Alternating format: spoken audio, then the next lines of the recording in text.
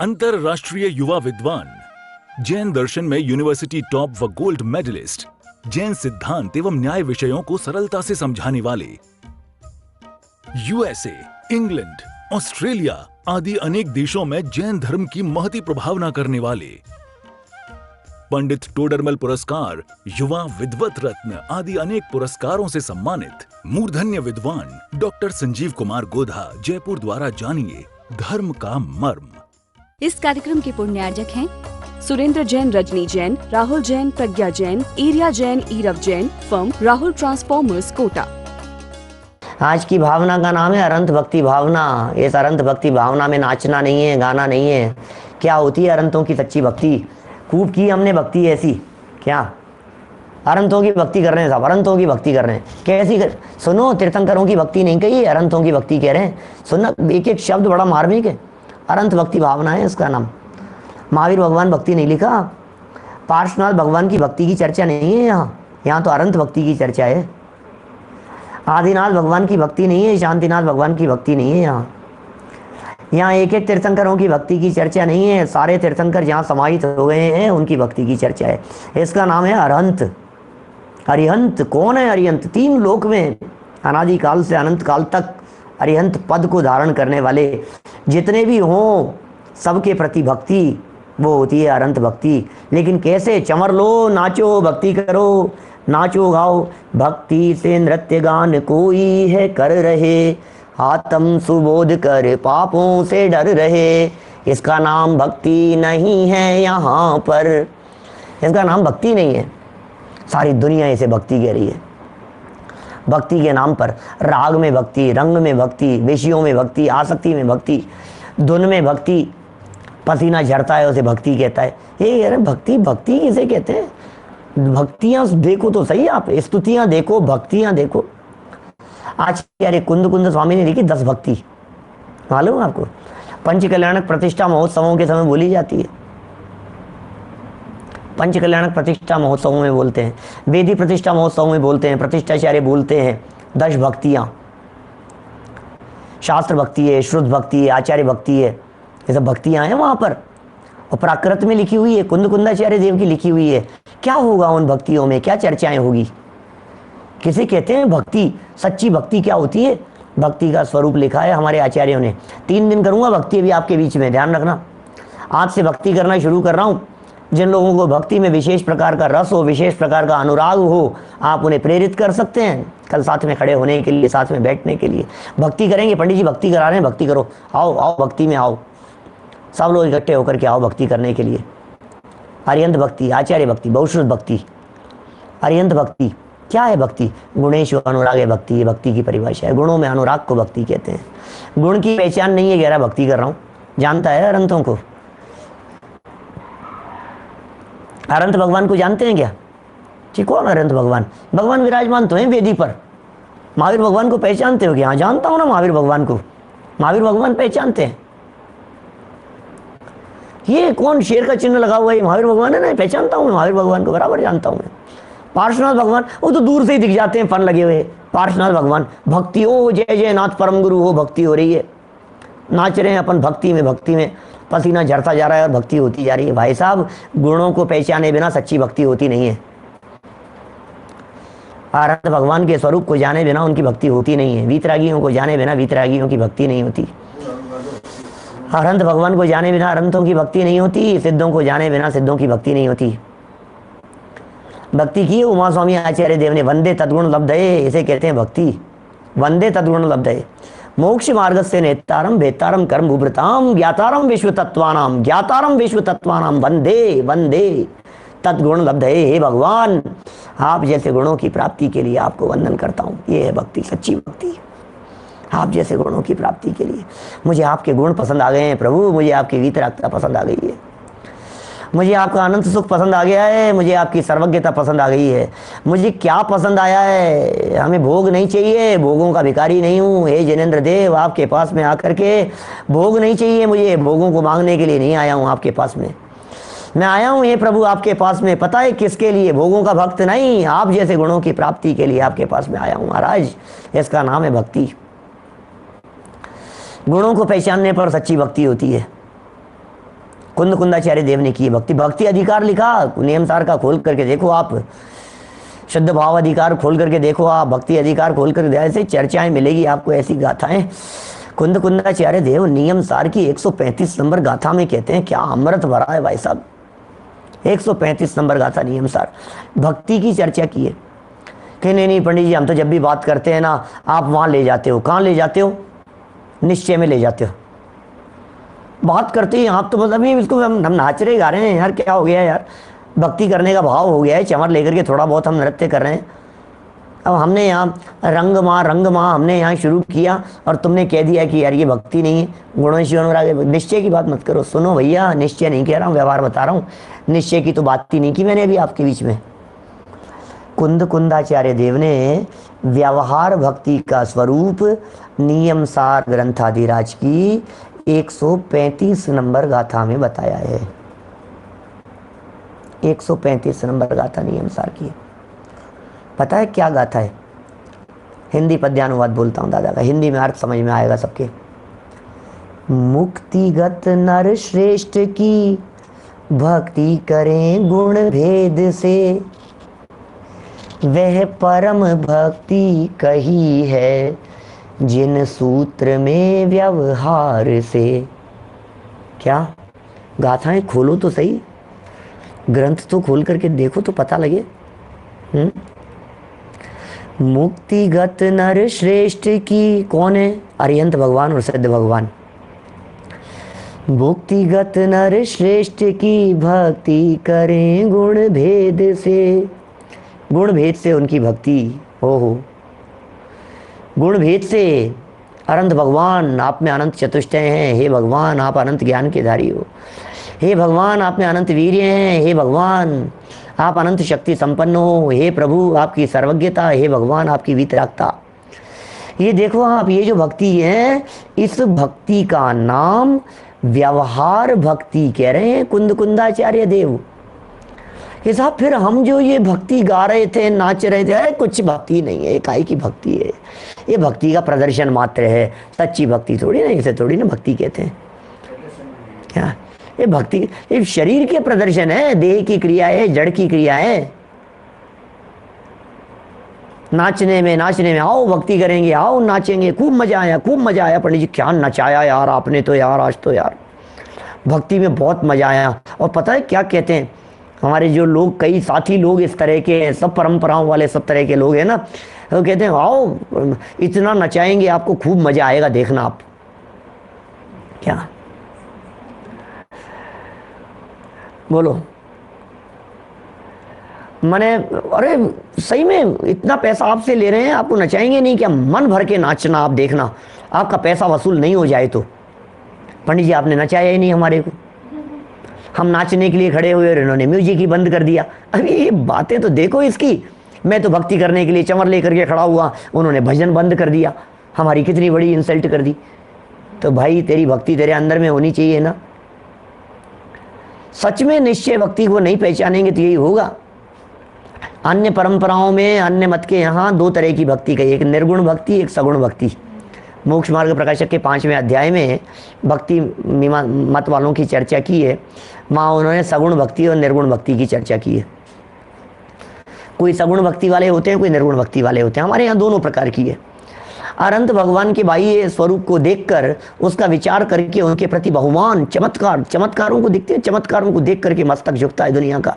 वो यार गजब है यार, गजब है यार, क्या गजब दिख रहा है, मजा आ गया यार, गजब यार, आज तो अतिशय हो गया चमत्कार। सुनो, अरहंतों के अतिशय पता है आपको? 34 अतिशयों की खबर है। उन 34 अतिशयों में भी कुछ दम नहीं है। असली जो अतिशय है, केवल ज्ञान प्रकट हो गया है, अनंत चतुष्टय जो प्रकट हो गए हैं, उनके प्रति अनुराग होना चाहिए, उनके प्रति विकल्प आना चाहिए हमारे को। यार ये होती है भक्ति भाई साहब। तो फिर निश्चय भक्ति किसका नाम है पंडित जी? ये यदि व्यवहार भक्ति है तो गुणेशु अनुरागे है। इसे यदि आपने, सुनो, अरहंत भगवान के प्रति गुणेशु अनुरागे है, यह व्यवहार भक्ति। और अपने आत्मा के अनंत गुणों के प्रति जो अनुराग है वो निश्चय भक्ति। वो भी विकल्पात्मक हो तो व्यवहार भक्ति, और अपने में अपने साथ में अभेदता। प्रभु तेरे मेरे अंतर को अविलंब निरंतर से भर दो, इसका नाम निश्चय भक्ति।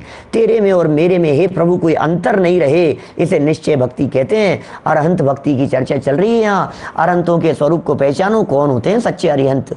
जब तक अरिहंतों को जानेंगे नहीं, कौन किसको अर्घ चढ़ाए, ऐसा बोलते थे जुगल जी बाबू जी। अद्वैत की चर्चा, कौन किसको अर्घ चढ़ाए प्रभु। जैसे तुम दिखाई देते हो वैसा मैं दिखाई देता हूं, जैसे तुम त्रिकाली वैसा मैं त्रिकाली, जैसे तुम अनंत गुण संपन्न वैसे मैं अनंत गुण संपन्न। इसलिए सच में द्रव्य दृष्टि से भक्ति नहीं होती, अद्वैतपना दिखाई देता है। जहां द्वैतपना है वहां व्यवहार भक्ति है, जहां अद्वैतपना है वहां निश्चय भक्ति है। अद्वैतपना बाहर के साथ में नहीं, अद्वैतपना अपने साथ में, अद्वैतपना अपने गुणों के साथ में। अद्वैतपना मुझ में ज्ञान, मुझ में दर्शन, मुझ में चारित्र। भेद खड़ा मत करो, ये भेद खड़ा मत करो अपने में ज्ञान दर्शन चारित्र का, ये भेद नहीं खड़ा करना है, अभेद देखना है। ज्ञान दर्शन चारित्र आदि गुणों का अभेद अखंड पिंड हूं मैं। देखो उसके प्रति यदि अनुराग होगा, पर के प्रति अनुराग होता है तो पर के प्रति झुकता है, अपने प्रति अनुराग होता है तो अपने प्रति झुकता है। अंग अंग भगवान को देख करके वीतरागता झलकनी चाहिए, ये होती है भक्ति। देखो यहाँ से लाइन पढ़ता हूं मैं अरिहंत भक्ति के संदर्भ में। सच में द्रव्य गुण पर्याय से भक्ति होती है अरहंत की। क्या जो जान तो अरहंत ने ऐसी भक्ति की, कुंद कुंदाचार्य देव ने प्रवचन सारा सीवी गाथा में। मैंने पहले जब 16 कारण पे प्रवचन किया ना, तब मैंने इस गाथा को याद किया है। जो जान दिया अरहंतम दवत्त गुणत पज्जयते हिम, सो जान दिया पाणम मोह खलु जाय तत्सलय। इसे कहते हैं भक्ति। हे भगवान आपको द्रव्य से जानता हूँ, हे भगवान आपको गुण से जानता हूँ, हे भगवान आपको पर्याय पने जानता हूँ। द्रव्य पने, गुण पने, पर्याय पने कि क्या जाना तूने कि हे भगवान मैंने ये जाना कि जैसे आप हो वैसा ही मैं भी हूँ। आपके पास में भीख मांगने के लिए आया था, बाद में पता लगा मैं तो खुद करोड़पति हूँ, अब क्या मांगू आपसे। समझ में आ रही है बात। भिखारियों के लिए लाइन लगी हुई थी और बांटा जा रहा था कुछ, लाइन लगी हुई थी भिखारियों के लिए और बिस्किट बांटे जा रहे थे, बिस्किट के पैकेट बांटे जा रहे थे और एक सेठ खड़ा होकर के बांट रहा था, करोड़पति सेठ बांट रहा था और भिखारी लोग एक एक लाइन से आ रहे थे और भीख मांगते जा रहे थे और पैकेट पकड़ाया जा रहा था। जैसे ही नंबर आया एक भिखारी का, उसका नंबर आते ही उसके कानों में आवाज आई कि अरे तू तो करोड़पति है। एक भिखारी जैसे ही लेने के लिए हाथ बढ़ाने वाला था, तुरंत उसके कान में किसी ने आकर के कहा कि तू तो करोड़पति है। ये बात उस भिखारी ने भी सुनी और ये बात देने वाले ने भी सुनी। बोलो, अब देने वाला ये कह रहा है ले ले ले ले, कोई बात नहीं, नहीं मैं करोड़पति हूं, मैं ले नहीं सकता। इतना उत्साह आता है। देखा जब अपने अंतर में कुछ और नहीं, भगवान हूँ मैं। देखा जब अपने अंतर में। ये अरहंतों को देखो। जो जान दिया अरहंतम दवत्त गुणत पज्जयते, सो जान दिया पाणम। वो अपने आत्मा को जानता है। मोह खलु जादी, मोह नष्ट हो जाता है उसका, क्षण मात्र में मोह नष्ट हो जाता है। ये हुई है व्यवहार, मोह नष्ट हो गया, ये हो गई निश्चय भक्ति। अरहंत की तरफ देख रहा था, तब तक चल रही थी व्यवहार भक्ति। अरहंत को देख करके अपने आत्मा को देखा, हो गई निश्चय भक्ति। उधर देखे तो व्यवहार भक्ति, अंदर में देखें तो निश्चय भक्ति।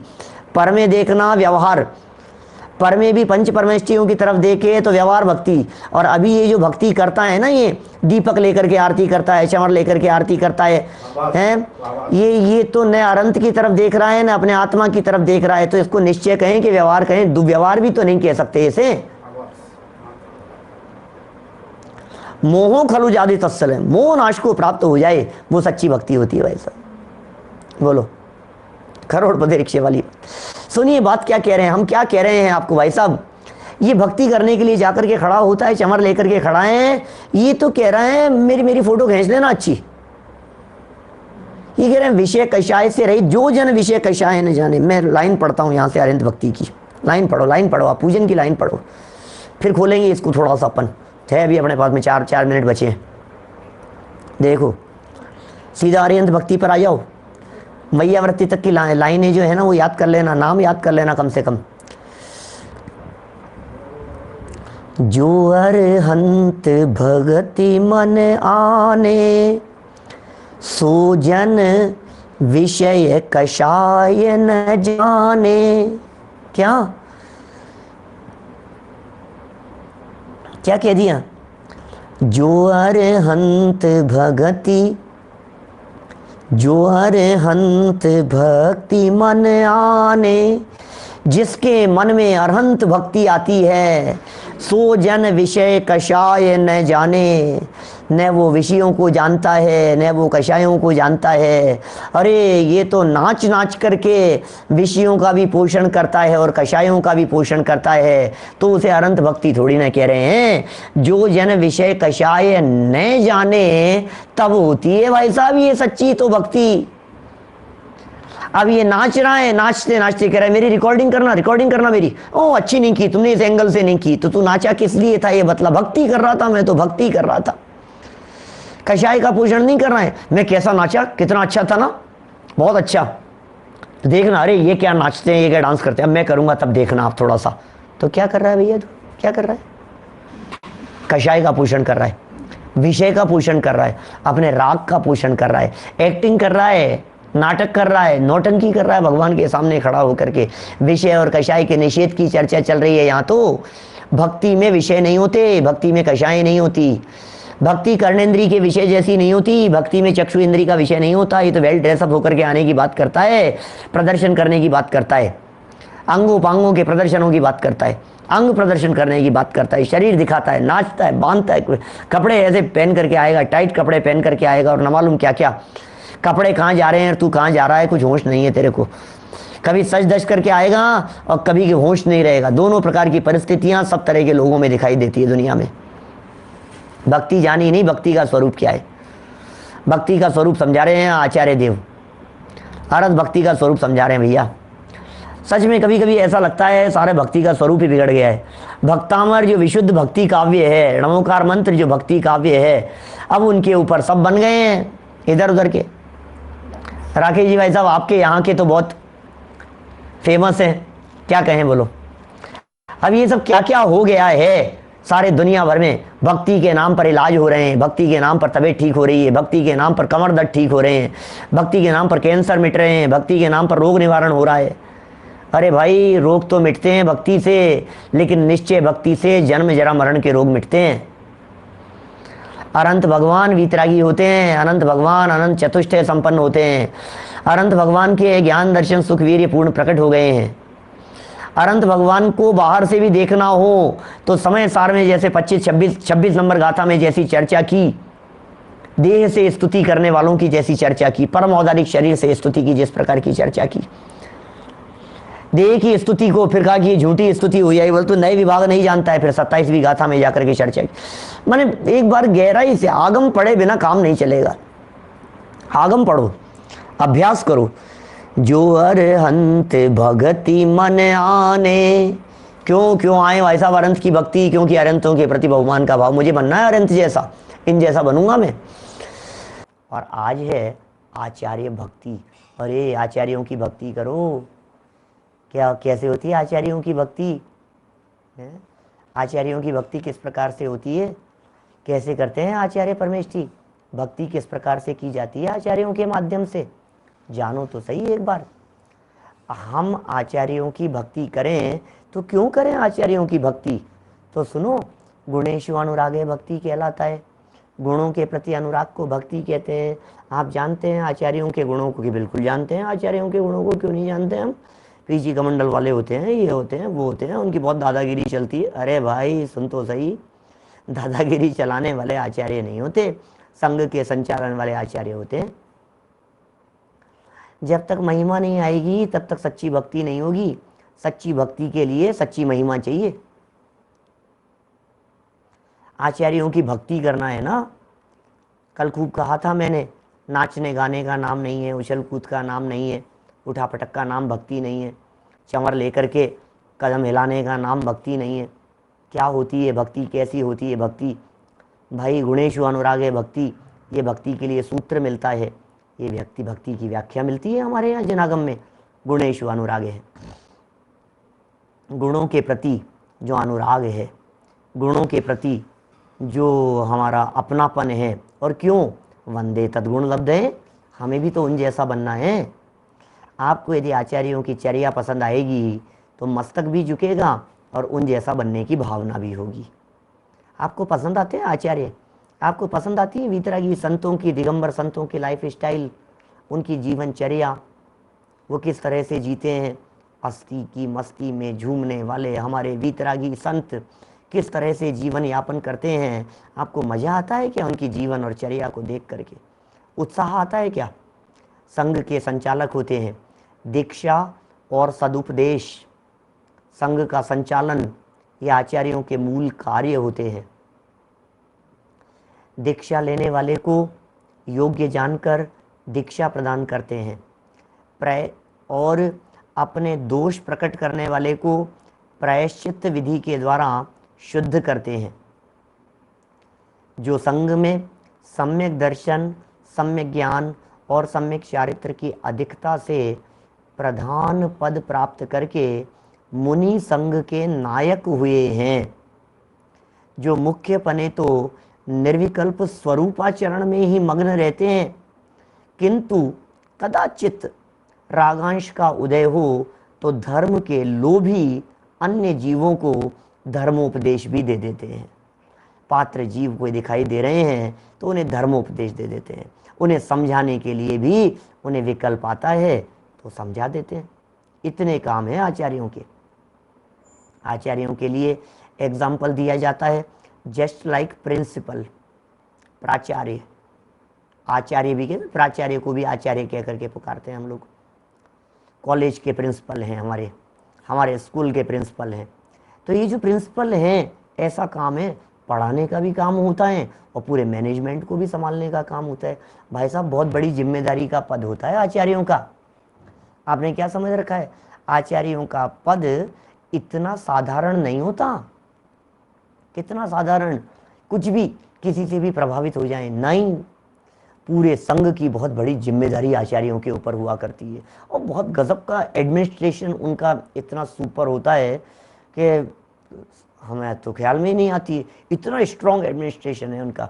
कौन सी दिशा में संघ का विहार करेंगे, किधर करेंगे, कितने दिन तक यहाँ हम रुकेंगे। बड़े बड़े संघ, 100 पीछियाँ, 200 पीछियाँ, 500 पीछियाँ, इतने बड़े बड़े संघ का संचालन। और वहाँ चौके की व्यवस्था नहीं हुई तो, आहार की व्यवस्था नहीं हुई तो, वहाँ जैनियों के परिवार नहीं हुए तो, सब जानकारी लेते हैं, सब निगाह में रहता है उनके, कौन सी दिशा में विहार करना है, कहाँ जाकर के हमारे को चातुर्मास स्थापना करनी है, बराबर उनके सब बातें ख्याल में रहती है। संघ का नेतृत्व क्षमता, और ये भी एक कारण है, एक वीक पॉइंट है, समझ लीजिए आप।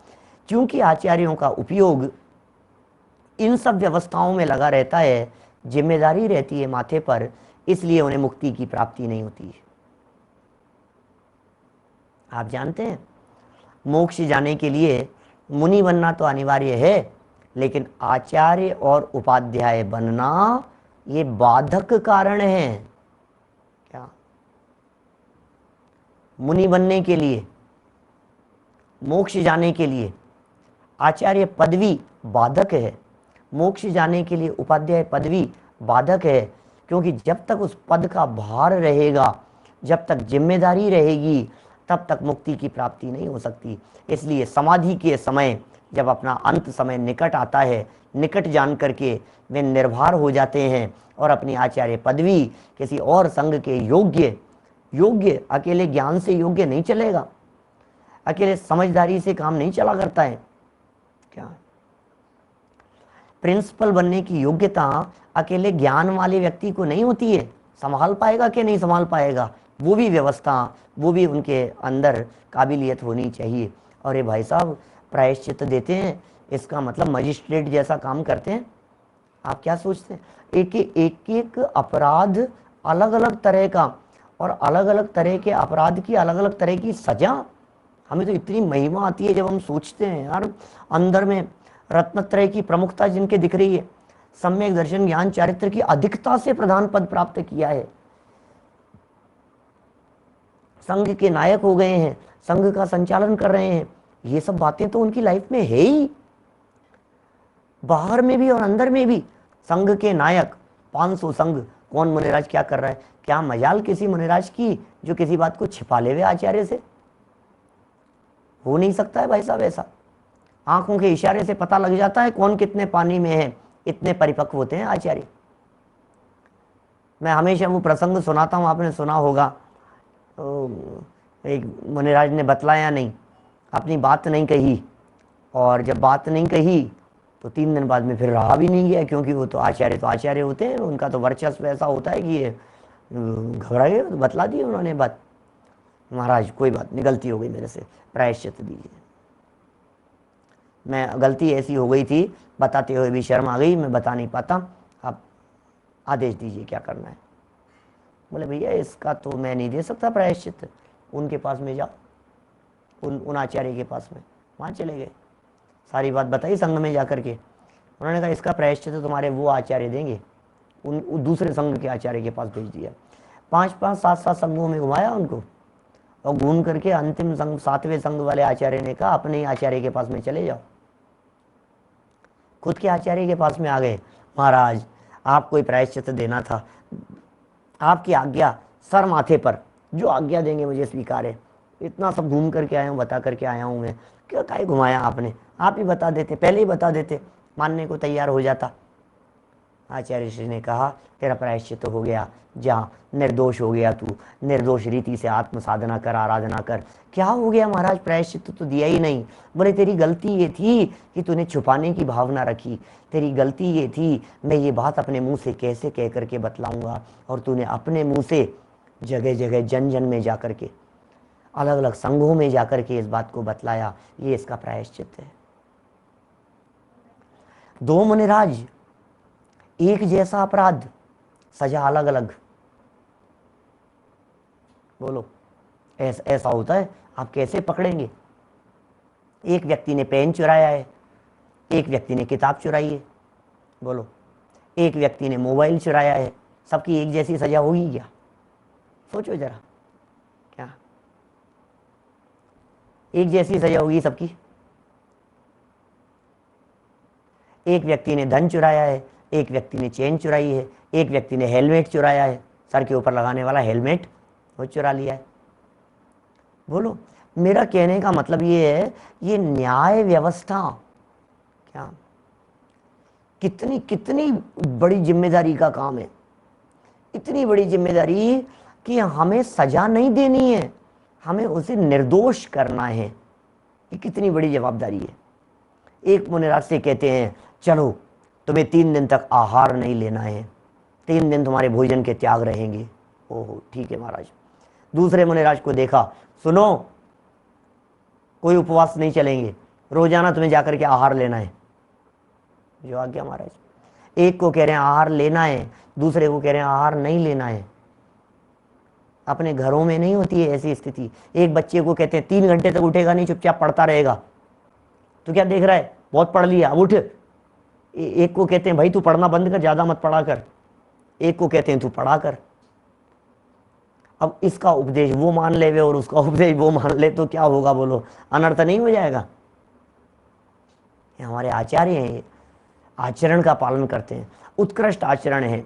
ऐसा उत्कृष्ट आचरण है जिसे देख करके शिक्षा मिलती है, जिसे देख करके औरों को लगता है ओहो इन जैसा बनना है, हमारे को इन जैसा बनना है। इन जैसा बनने के कारण शरण में इनकी आया, ये भावना है। 36 मूल गुणों के धारी होते हैं, 12 तप, 10 धर्म, 5 आचार, 3 गुप्ती, 6 आवश्यक, ये मुनिराज के जीवन में होते हैं।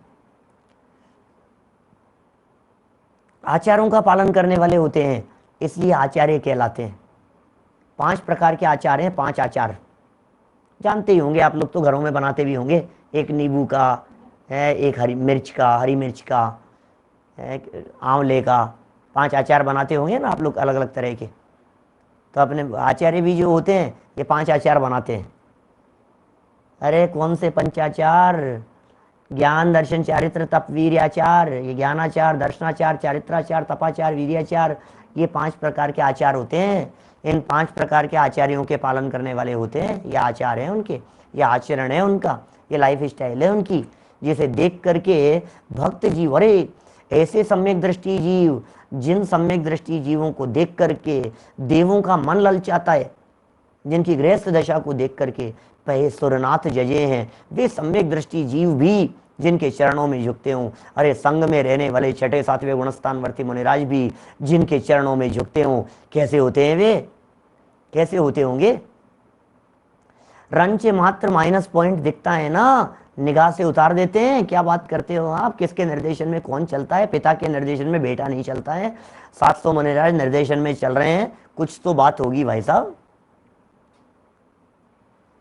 पिताजी समझा रहे हैं और बच्चा समझ नहीं पा रहा है, 10-10 बार समझाएं उसके बावजूद नहीं समझता है। और यहाँ एक मुनिराज के हल्के से इशारा मात्र रहा और 700 मुनिराज बिल्कुल लाइन पर, ऐसा काम करना है बस, ऐसा, इतना निर्देशन, इतना सख्ती से पालन। क्या है उसके पीछे? रत्नत्रय की प्रमुखता। क्या है उसके पीछे हेतु? ज्ञान, ध्यान, साधना, आराधना, ये सब कारण हैं। और ये इनके प्रति ये जो गुण देखते हैं हम, आचार्यों का ज्ञान देखते हैं, आचार्यों का ध्यान देखते हैं, आचार्यों की साधना देखते हैं, आचार्यों की योग्यता क्वालिटीज़ देखते हैं हम, तो फिर महिमा आती है। और महिमा आती है तो उन जैसा बनने की भावना होती है, गुणों के प्रति अनुराग होता है, इसे भक्ति कहने में आता है। गुणेषु अनुराग है भक्ति, ये भक्ति कहने में आता है, इसे भक्ति कहते हैं, ये होती है भक्ति। अब आचार्यों को जानो नहीं, ये जानते हैं ना सब, कई आचार्यों को जानते हैं, ये आचार्य, ये आचार्य, ये आचार्य, हम तो बहुत सारे आचार्यों को जानते हैं। अरे भाई, यहाँ आचार्य भक्ति कही है, आचार्य सामान्य की भक्ति कही है, एक आचार्य की भक्ति नहीं कही है। जगत में तो समाज की हालत बहुत खराब है, मैं क्या बतलाऊं। कहते हुए भाव नहीं होते कहने के, फिर भी निकलते हैं शब्द। समाज की हालत इतनी खराब है, कोई किसी आचार्य को मानता है, कोई किसी आचार्य को मानता है, कोई किसी का भक्त है, कोई किसी का भक्त है, ये हालत है समाज की। यहाँ आचार्य नमो आयरियाणम बोलते हैं तो हम कौन से आचार्य को बोलते हैं और कौन से आचार्य को छोड़ देते हैं, बतलाइए। नमो आयरियाणम ये आचार्य भक्ति नहीं है क्या? नमो अरिहंताणम ये अरिहंत भक्ति नहीं है क्या? नमो सिद्धाणम ये सिद्ध भक्ति नहीं है क्या? कल करेंगे बहुश्रुत भक्ति के संदर्भ में चर्चा। उपाध्याय भक्ति नहीं है क्या वो? नमो वज्रायणम, बोलो। देखिए, पंक्ति पढ़ता हूं यहां, पूजा की लाइन, बातें तो पूरी बोल देता हूं वैसे ही, यहाँ तो आधार बनाने की दृष्टि से लाइन में भी कुछ विशेष भाव हो तो बात ख्याल में आ जावे। ये कहते हैं निर्मल आचार धरे हैं, जो आचारज भक्ति करे हैं, सो निर्मल आचार धरे हैं। जो आचार्य भक्ति धरते हैं, जो आचारज भक्ति करे हैं, देखो करे हैं और फिर कहते हैं धरे हैं, दो अलग अलग शब्दों के प्रयोग किए हैं। ध्यान देना लाइन क्या कह रहे हैं। जो आचार्य भक्ति करे हैं, यहाँ तो करे कहा, सो निर्मल आचार धरे हैं, वहाँ धरे हैं कहाँ? इसका मतलब आधी लाइन आचार्यों के लिए है और बाद की आधी लाइन श्रावकों के लिए है। जो निर्मल, जो आचार्य भक्ति करे हैं, आचार्यों की भक्ति करेंगे श्रावक, सो श्रावक, ऐसे श्रावक निर्मल आचरण को धारण करने वाले होते हैं। जो श्रावक आचार्यों की भक्ति करते हैं, जो करते हैं वे धरते हैं, जो करते हैं वे धरते हैं, जैसा देखते हैं वैसा पाते हैं, जो जिनको देखता है वो वैसा बन जाता है। एक फॉर्मूला, नीतिकारों का एक वाक्य हमने क्षत्र चूड़ामणि ग्रंथ में पढ़ा था, जो जैसा देखते हैं वे वैसे बन जाते हैं, जो जिनको देखते हैं वो उन जैसे बन जाते हैं, जिनको जिनके जैसा बनने की भावना हो वो उनको देखते रहो। जो गुणों को देखते हैं वे गुणवान हो जाते हैं, जो दोषों को देखते हैं वे दोषवान हो जाते हैं, जो विकृतियां देखते हैं वे विकृत हो जाते हैं। जो ज्ञानियों को देखते हैं वे ज्ञानी हो जाते हैं, जो साधकों को देखते हैं वे साधक हो जाते हैं, जो तपस्वियों को देखते हैं वे तपस्वी हो जाते हैं। हमारी निगाह तपस्वियों की तरफ होनी चाहिए, ज्ञानियों की तरफ होनी चाहिए, साधकों की तरफ होनी चाहिए, आराधकों की तरफ होनी चाहिए। ये मार्ग जो हमें हमारे महाभाग्य से मिल गया है, ये आराधना का मार्ग है, आराधना करने के लिए है। जो निर्मल आचार्यों का जो आचरण है, निर्मल आचरण है, निर्दोष आचरण है। ओहो, ऐसे साधु सुगुरु कब मिली है, कब मिली है, कब मिली है, ऐसे साधु सुगुरु कब मिली है। बोलो भाई साहब, ये जो बात यहाँ कह रहे हैं, निर्मल आचरण धरे हैं। यदि हम भी अपने जीवन में निर्मल आचरण को धरना चाहते हों तो आचार्यों के प्रति अब फिर 12 तपों की चर्चा करो, फिर 10 लक्षण धर्मों की चर्चा करो। ये तो जितना गुड़ डालो उतना मीठा होता है। आप 10 धर्मों की चर्चा करते रहो, ये उनके मूल गुणों में शामिल है। 12 तपों की चर्चा करते रहो, ये उनके मूल गुणों में शामिल है। 6 आवश्यक देखो, 5 आचार देखो, 3 गुप्ती देखो, आप साधना देखो। आप 3 दिन से बिल्कुल मौन ध्यान साधना के अंदर लीन हैं, हिलने डुलने का काम नहीं है। साधना तो देखो आचार्यों की कैसी होती है। तो ये बहुत तरह की बातें हैं, थोड़ा कहा है, बहुत समझ लेना। इस कार्यक्रम के पुण्यार्जक हैं सुरेंद्र जैन, रजनी जैन, राहुल जैन, प्रज्ञा जैन, एरिया जैन, ईरव जैन, फर्म राहुल ट्रांसफॉर्मर्स, कोटा।